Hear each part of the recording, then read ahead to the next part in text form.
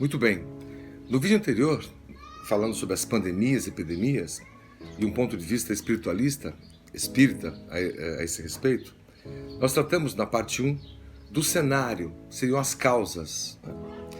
Nós temos que ver isso não com o olhar das antigas religiões, que viam nesses fenômenos naturais, as ocorrências das grandes pragas, a mão de Deus agindo para punir o homem. Não é nesse sentido, né? Nós temos que ver a mão de Deus, para usar a mesma expressão, a força da natureza, para usar uma expressão, então, digamos, mais moderna, com olhar tênue, olhar científico, como sendo um ajustamento inteligente, causal, proposital, a fim de dar delimitações para a sociedade humana, né? Para que ela cresça. O sentido é evolutivo.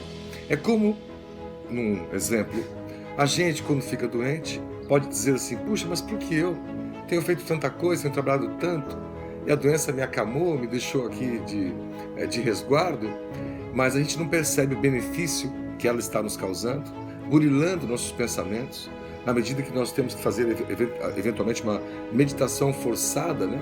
Reflexões conscientes a respeito da vida, do porquê estamos doentes, né?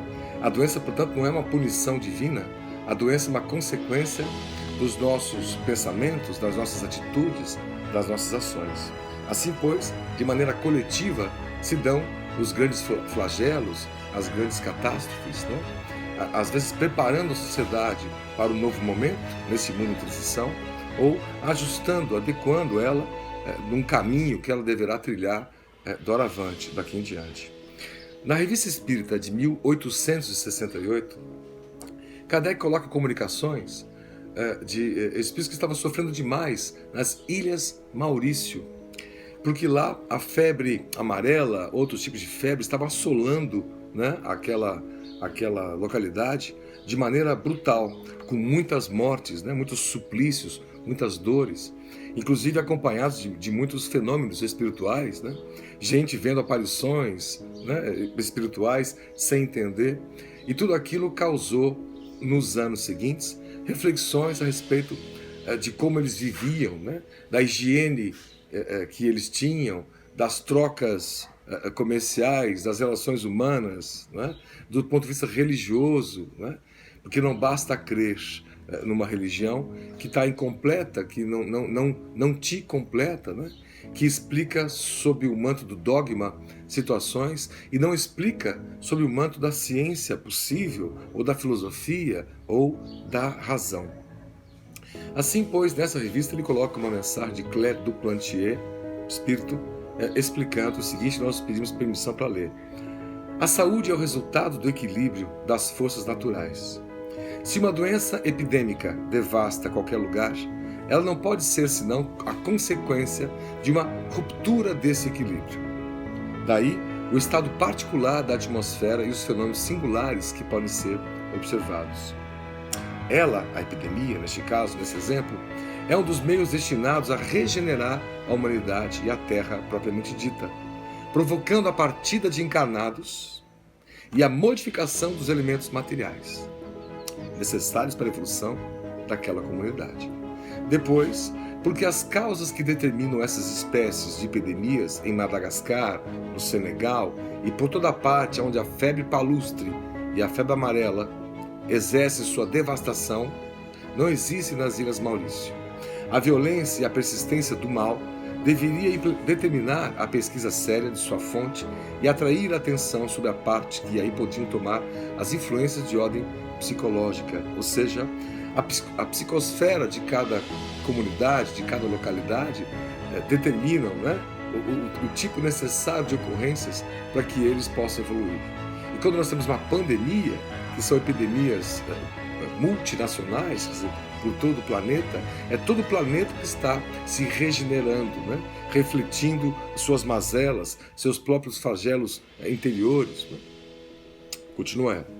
Aplacado o desastre, a memória de todos esses fatos surgirá e provocará reflexões que pouco a pouco levarão a aceitar as nossas crenças, as crenças na vida futura, as crenças na reencarnação, na vida infinita, né, as crenças espíritas. Seguindo, A Ilha Maurício vai renascer. O Ano Novo verá extinguir-se o flagelo de que ela foi vítima, não por efeito dos remédios, mas porque a causa terá produzido o seu efeito. Outros climas, por sua vez, sofrerão o ataque de um mal da mesma ou de qualquer outra natureza, determinando os mesmos desastres e conduzindo aos mesmos resultados. Então não há flagelo mundial, flagelo em localidades, mundo afora, que não tenham uma explicação baseada na psicosfera dos seres, nós, que ali vivemos. Esse exemplo, que tem quase 150 anos, é semelhante ao que nós estamos vivendo aqui hoje em dia. Uma epidemia universal teria semeado o espanto da humanidade inteira e por muito tempo detido a marcha do progresso. Uma epidemia restrita, atacando passo a passo e sob múltiplas formas cada centro de civilização, produzirá os mesmos efeitos, salutares e regeneradores, mas deixará intactos os meios de ação de que a ciência pode dispor. Os que morrem são vitimados pela impotência, mas os que veem a morte à sua porta buscam novos meios de combatê-la, fazendo-os, portanto, avançar em nome da ciência. Vamos refletir isso em relação à nossa pandemia. Nós temos aqui no nosso país, para não dizer outros tantos países, que nos rincões, nas periferias, nós não temos sistema de esgoto. Enquanto brigam nas políticas sobre as economias, nós esquecemos dos desvalidos que não possuem água encanada, né? Nos sertões, nos rincões, nas periferias das grandes capitais, não temos esgoto, sistema de esgoto tratável, né? Então, nós temos muito que caminhar nesse sentido. Preparai-vos, pois, para tudo, e sejam quais forem a hora e a natureza do perigo, compenetrai-vos desta verdade. A morte não é senão uma palavra vã, e não há nenhum sofrimento que as forças humanas não possam dominar. Aqueles para os quais o mal será insuportável serão os únicos que tê-lo-ão recebido com o riso nos lábios e a despreocupação no coração, isto é, julgar-se-ão fortes em sua incredulidade. Na mesma lógica da revista, no mesmo ano, Dr. Demeur escreve Espírito, uma comunicação, a partir dos pedidos feitos por habitantes lá da Ilha Maurício. Cada dia mais entramos no período transitório, que deve trazer a transformação orgânica da Terra e a regeneração dos seus habitantes. Mais uma vez aí, um duplo sentido. Essas pandemias trazem duas, pelo menos, vertentes de modificações. Os elementos materiais, físico, químico, biológicos do planeta e a regeneração psicológica, espiritual da humanidade. A partir da dor, que gera reflexão, que gera uma mudança, uma transformação na postura, nos hábitos, nos pensamentos. Segue ele.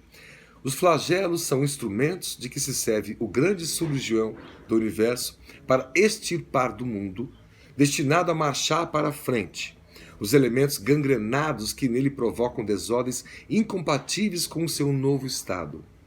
Cada órgão, ou melhor, cada região será passo a passo atingida por flagelos de naturezas diversas.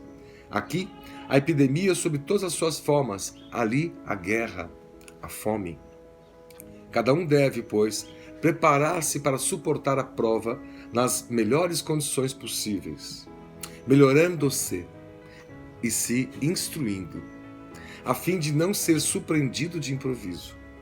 Algumas regiões já foram provadas, mas seus habitantes estariam em completo erro se fiassem na era de calma que vai suceder à tempestade, para recair nos antigos erros.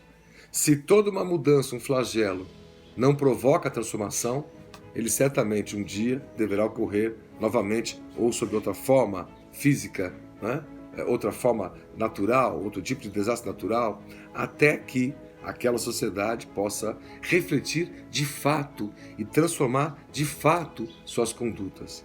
Então não basta ser adepto a uma religião, que isso pode não mudar nada na nossa vida. O que vale é o quanto a religião muda em nós, o seu efeito nas causas que somos nós próprios. Há um período de mora que lhes é concedido para entrarem num caminho melhor. Há um tempo de observação para isso. Algumas regiões já foram provadas, mas seus habitantes estariam em completo erro se fiassem nessa era de calma que vai suceder. Há um período de mora que lhes é concedido para entrarem num caminho melhor. Se não o aproveitarem, o instrumento de morte os experimentará até levá-los ao arrependimento. Bem-aventurados aqueles a quem a prova feriu de começo, porque eles terão, para se instruírem, não só os males que sofreram, mas o espetáculo dos seus irmãos em humanidade, que por sua vez foram feridos. Esperamos que um tal exemplo lhes seja salutar e que entrem, sem hesitar, na via nova que lhes permitirá avançar de acordo com o progresso. Seria desejável que os habitantes de Maurício não fossem os últimos a tirar proveito da severa lição que receberam. Então é interessante observar que no vídeo 1 nós montamos esse cenário, né? Não de maneira moralista, mas de maneira reflexiva sobre o tipo de conduta da nossa atual sociedade, o tipo de ocupação ou preocupação que líderes, governantes, religiosos estão tendo, né? Que tipo de mesquinharia que predominam nas discussões, nas polarizações ideológicas, mundo afora. Enquanto isso, o desvalido continua sofrendo. A criança passa fome, como nos exemplos que demos no vídeo anterior. Então, assim pois, um momento grave e difícil como esse que passamos, desperta também, por sua vez, e isso nós já podemos perceber aqui e acolá, a solidariedade, a cooperação. E aí está o exemplo da transformação que essas grandes dores acabam causando no ser humano. É emocionante ver os italianos que estão sofrendo tanto, cujas mortes já ultrapassaram o número de mortes da própria China, no dia de hoje, dia 19 de março de 2020, cantando nas varandas a fim de todos se animarem. Os franceses fazendo coisa parecida, vizinhos trocando presentes, chocolates, a fim de um garantir ao outro o apoio e o apoio mútuo, a solidariedade, independente da religião que cada um professe, independente da etnia que cada um traga de forma descendente e assim por diante, né? Há vizinhos se ajudando. Aqui, uma vizinha nossa veio aí ontem, antes de ontem, oferecer ajuda. Se precisar de alguma coisa, podem contar conosco. Isso nunca tinha acontecido no tempo que nós estamos aqui morando, né? Empresas encontrando alternativas para o trabalho, para manter o trabalho e não despedir, como o trabalho em casa, né? Ampliando suas tecnologias, dando mais flexibilidade para isso. Pessoas fazendo reflexões, pois que algumas celebridades postaram vídeos dizendo que estavam em casa resguardados, enquanto isso atrás do vídeo passavam os empregados da sua família. Ora, por que também os empregados não poderiam ficar alguns dias em casa no período de maior pico que é esse? Então, até essas pessoas foram criticadas, né, pelos internautas aí, quando fizeram esse tipo de reflexão que até então não se havia feito, né? A reflexão sobre a nossa fragilidade, a pequenez da morte diante da grandeza da vida. É conhecido no livro Evolução dos Mundos, quem quiser esticar esse assunto, vê lá no capítulo 40, a invasão microbiana, que André Luiz, por Chico Xavier e Valdo Vieira, à época, né, escreve de maneira tão interessante como são os quadros infecciosos. Em última análise, a doença tem origem na alma, na mente, no espírito. Não é somente um atentado ao corpo. O atentado ao corpo é um reflexo, é uma consequência do que antes está aqui dentro dos nossos pensamentos, que reflete os nossos sentimentos, dos nossos corações. Geralmente, diz André Luiz, quase todos os processos de doença surgem como fenômenos secundários sobre as zonas de predisposição enfermiça que formamos em nosso próprio corpo, pelo desequilíbrio de nossas forças mentais, a gerarem rupturas ou soluções de continuidade nos pontos de interação entre o corpo espiritual e o veículo físico. O corpo espiritual, que o espírito chama de perispírito, né? O que dá esse tom ao espírito, como ele se apresenta, pelos quais se insinua o assalto microbiano a que sejamos mais particularmente inclinados. A solução, diz André Luiz, semelhante às mensagens da Revista Espírita, é amparo aos outros, cria amparo a nós próprios. Motivo porque os princípios de Jesus, desterrando de nós a animalidade, o orgulho, a vaidade, a cobiça, crueldade, a avareza, e exortando-nos à simplicidade e à humildade, a fraternidade sem limites ao perdão incondicional. Estabelecem, quando observados, a imunologia perfeita em nossa vida interior, fortalecendo-nos o poder da mente na autodefensiva contra todos os elementos destruidores e degradantes que nos cercam e articulando-nos as possibilidades imprescindíveis à evolução para Deus. Quem ampara o próximo está se amparando. E quanto mais amamos, menos doenças teremos, menos flagelos a sociedade sofrerá, porque ela então estaria já se encaminhando para um processo natural de afeto uns pelos outros, desnecessário, portanto, as grandes dores para causar grandes reflexões, porque o afeto em si já causa a reflexão do amor.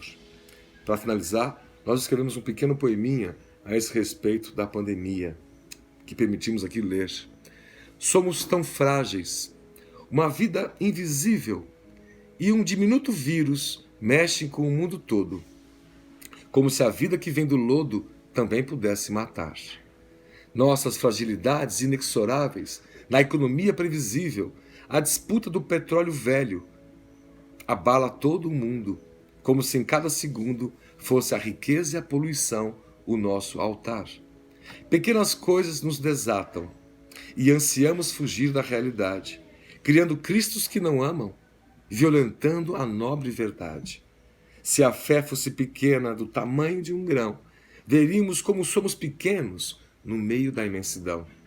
Somos todos difíceis, quando a dor da perda causa tanta tristeza, sem crer que mais além, que é da natureza o continuar. É da natureza o continuar. Esses flagelos, por mais dolorosos que são, por mais perdas que podem causar, nos devem fazer refletir que não há perdas, pois que não há órfãos no universo, pois que a vida continua. E a dor causada pela saudade dos que partem, pelos que sofrem, por aqueles menos assistidos, que nem acesso à economia formal têm, aos benefícios formais, criados especificamente para passar essa hora difícil, né? Esse processo reflexivo irá nos levar num novo patamar de reflexões.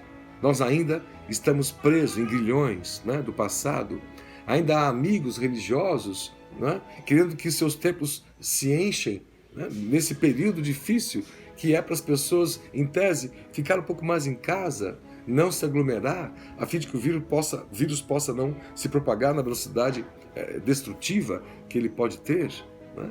Um deles, um dos mais famosos aqui do Brasil, ontem filmaram a sua pregação. Ele começa a pregação dando um bilhetinho para as pessoas para que possam doar dinheiro para a igreja. Ora, você imagina Jesus no Sermão da Montanha, antes de começar a pregação, pedindo para as pessoas recolhessem alguns denários, algumas moedas, para bancar os custos e as despesas dos discípulos? Isso é impensável. Sem querer aqui atacar irmãos de outras religiões, que todos nós erramos nesse sentido.